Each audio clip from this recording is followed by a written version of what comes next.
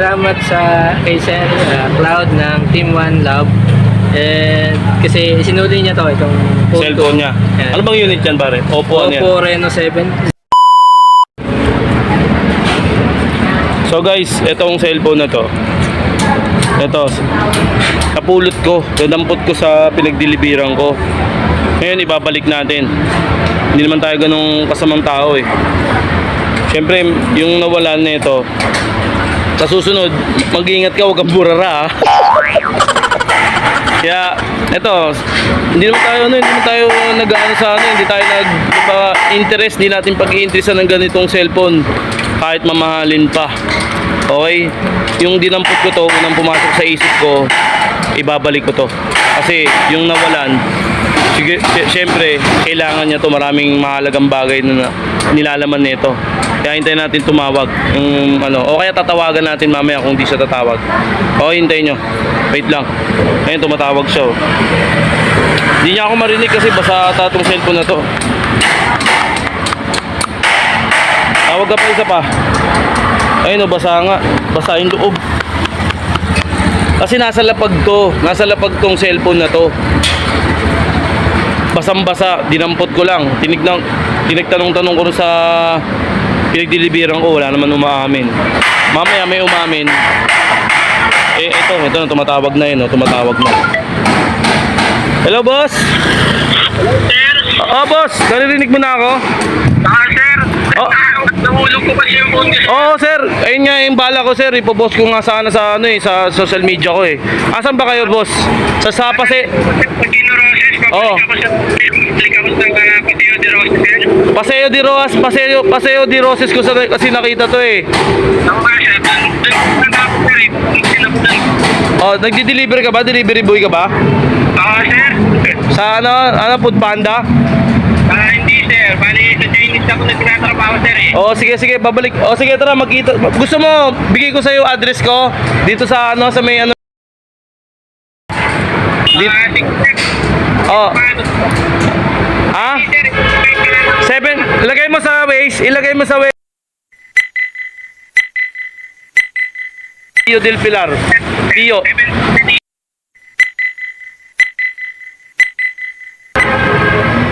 sir. Pakundo. Pakunto Makati, sir. Sige, sir. Puntahan mo na lang ako dito, pare. Buti na ako nakakuha kasi kung yung iba to, pag-iinteresan to. Sige, sir. Sige, punta ka na, pare. Hintayin kita. Sige, sir. Thank you. Okay, no problem. So guys, ito, nakausap ko na yung may-ari. Siyempre, ako, may ano ako eh, kumbaga may konsensya ako eh. Okay na ako sa maliit na kita, ayokong mag-interesan yung kung ano yung bagay na hindi sa akin. Ayun ang turo sa akin ng mga magulang ko. Huwag mong pag-interesan yung mga bagay na hindi sa'yo. Ito, uulitin ko, yung ano na to, yung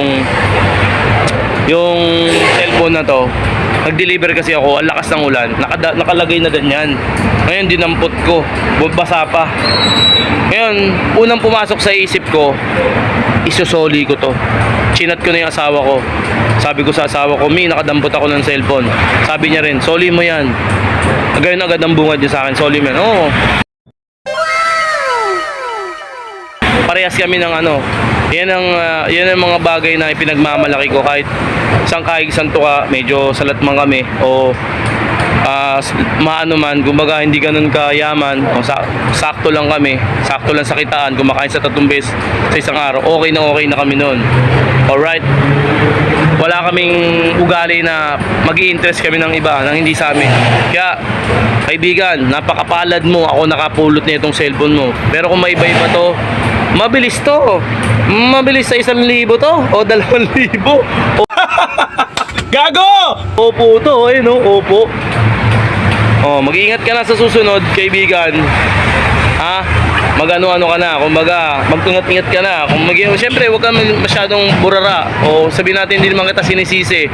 May mga bagay talaga tayong nagkakamali tayo. May mga pagkakataon tayong nakakaligta tayo sa sobrang, siyempre, siguro may problema kang iniisip, di ba? intindihan ko naman yon. Siguro lutang ka. Ako rin ganun din. Gumadanas din ako sa ganung senaryo. Minsan lutang ako. Minsan yung pagdideliveran ko, lumalagpas ako. Sobrang dami nang inisip. Problema. Halo-halo na. Kaya naintindihan kita. Pero next time sana, sana ano yun mo na. Kumbaga mag-ingat-ingat ka na sa cellphone mo. Okay? Hihintayin kita rito. Okay mga kaibigan, hintayin natin yung may-ari ng cellphone. Etong cellphone, pipick upin niya to dito sa trabaho namin. Okay, abangan nyo na lang. So guys, ito yung ano, ito yung nawalan, yung nagpabaya. Joke lang pre. Ganun talaga nangyayari sa tao yan. Okay, ang nangyari kasi pre, sa Paseo de Roses, naghatid ako kasi naghatid din naman ako ng... Ngayon, nakita ko nasa lapag, umuulan. Doon sa cellphone. parking, sa parking. Oo, parking. Doon na yung tatandaan mo? Oo, kasi doon may nalaglag sa akin. Saan ba nakalagay yung cellphone mo? Sa bulsa ko. Bali, nag-raincoat ako. Oo. Hindi ko na malayan. Siguro pag suot ko ng raincoat, nalaglag. Doon ang tapos nalaman ko na lang nasa Century Diamond na ako. Ito, ano to sa pang-company nyo? Ito yung luma kong phone. Bali, hindi ko Parang na mukhang siya- bago pa to. Mukhang kabibili mo pa lang to, pare ko. Hindi ko pa siya, hindi ko na siya ginagamit. Bali, yan ang ginagamit ko. Kumbaga ito, pang ano lang, Parang pang ano ko na lang. reserva, Oo, pang backup ba? Oo. Buksan mo nga pre, talagang ikaw. Hindi, talagang ano eh. Ayun pala, bukas na, okay. Ito mga kaibigan, siyempre ako, buti na lang ako pare. Salamat ka ba? Oh, sure. Anong pakiramdam mo yung habang tinatawagan mo yung cellphone? Ano nasa isip mo? Sir, nung unang na-locate ko siya nasa... Nangangatog yung boses mo ah.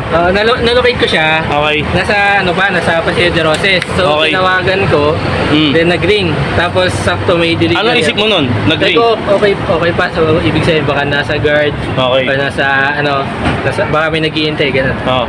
Tapos tinawagan ko yung customer namin na deliveran ko. Tapos pagkatapos nun, nag-ano na ako, tumawag ulit ako. Kine-check ko sa map, okay pa naman.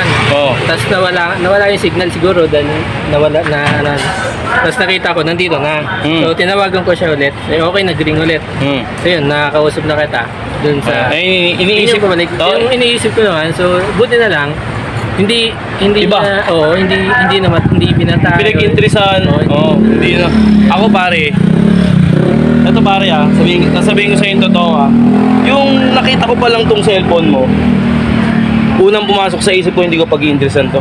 Chinat ko na yung asawa ko. Ang bala ko rito, magla-live ako sa social media o magpo-post ako na hanapin kita. Kasi nga, may nahabol din akong trabaho. Nasa trabaho rin ako, on duty ako pare. Ang gagawin ko sana, magla-live ako. Ngayon, sabi ko, may tumatawag. Hindi ko nasagot yung tawag mo.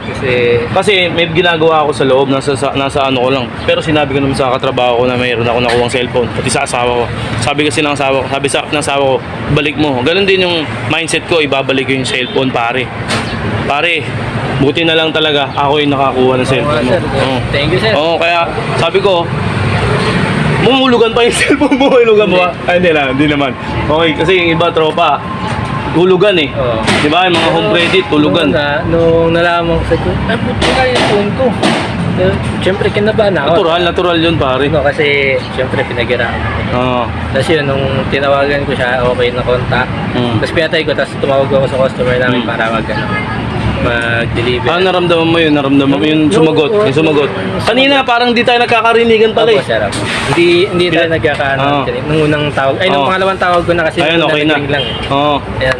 Naramdaman mo yung sinagot na? Siyempre natuwa din ako kasi yung phone ko is hindi siya napag-interesa na hindi iba yun ako. Oo, siyempre. Kasi kung sa iba yun, baka hindi... Sigurado pare. Mabilis siya 1,000.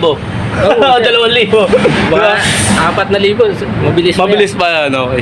Okay, masasabi mo sa viewers natin, siyempre may mga nanonood din sa atin dito. Okay.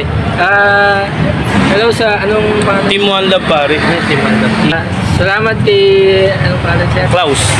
Klaus ng Team One Rad. Team One Love. One Love. Salamat kay Sir Cloud ng Team One Love. Kasi sinuli niya to itong Cellphone niya. Ano bang unit yan pare? Oppo yan. Oppo Reno 7. Oppo Reno 7. Mabilis nga yan sa 3,000 tsaka 4,000 pare. Okay pare. Sige pare, ingat ha. Ingat pre. Naalis na yung yung may-ari ng cellphone. Yun, ang sarap sa pakiramdam Ako nakakanta kasi baka maka-copyright ako eh. Den den den den den den den den den den den den den. Patuloy lang tayo lahat sa paggawa ng mabuti sa mga kapwa natin. At sana may napulot kayong aral. Peace out.